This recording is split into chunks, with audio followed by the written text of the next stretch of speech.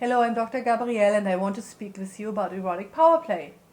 I'm back with Sara Kira here today and we are going to talk about medical play. Hi, Sara. Hi, I have something for you to put on. Uh-oh. Yes, a nice apron to protect you when we do our medical demonstration. So why don't you put it on? Stand up. Yes. Okay.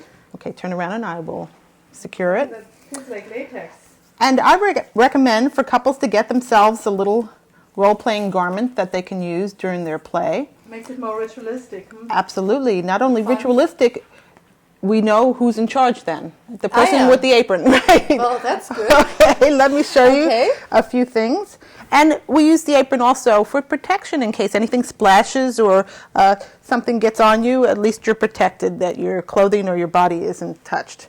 Mm-hmm. I recommend to couples, if they want to use this type of play in their regimen of sexual activities, I strongly recommend using this if you're already used to each other, if you've You already have to be familiar with each other. developed a relationship where there is open conversation about more intense play, because this is a very intense erotic experience that you know how to perform this type of ritualistic behavior. You need some experience and you need some practice before you do it with your partner. The methods are extreme in that there is some medical capacity that you need to learn before you start. Did you get some training yourself? In my background, I've developed a procedure that I do with other mistresses, and one in particular was a nurse, and she had training in what I'm going to show you. So she knew what to do, and she showed me the way that is most safe. And she always wore an apron, so that was an important aspect.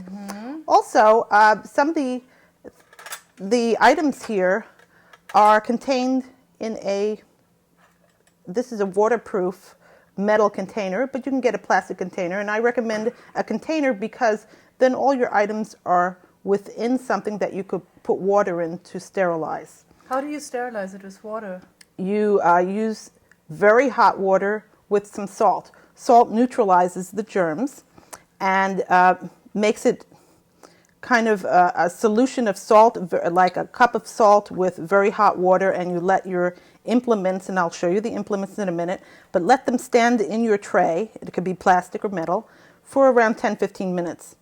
And that is the caution method. And I think before we go into the implements, some of them look very pointy, a little dangerous. Yes. Can you say something about the safety of these items? How to use them and so on when you demonstrate? If you are to use anything or touch anything, always use a pair of rubber gloves. If you're going to insert something in the body, and we're going to show you what we're going to do with my implements. Any of your patients? No, but I would love to demonstrate on somebody. No. Okay. But rubber gloves are the easiest way to make your hands sterile. You don't want to touch anything that's going to enter into a body unless you have rubber gloves on. Right. You take a already clean, sterilized implement, such as this. This is a sound. They come in very large or very small. I recommend we start with small. If you're going to insert it into a male urethra. Can I have a rubber glove too? Yes, please. Thank you. I don't want to touch your equipment without it. It's not safe. Correct. Thank you. Okay. When you approach a penis. A penis? Yes, a penis. You're going to insert a sound like this into a penis. That looks scary. How do you do that? After you take it out of your solution, you're going to dry everything off and then clean your sound in alcohol, 93% alcohol solution, rather than the typical solution in a drugstore, which is 70%. You want a 93%, right, which is a little purer, and it will clean off your sound after you've already dissolved the salt in water. You're going to clean it up and then wash all your sounds off. I have a variety of sounds. Right. They're all metal. You can buy them at a SM store. And always start with the smallest. and work your way up. That goes into the urethra? Yes, it goes down the urethra, and you do it very slowly. Do you use anything on it? Or? Yes, you do. You take a penis, you put some lubricant onto the edge of it, and you hold on to your penis and stick it down. Does that hurt?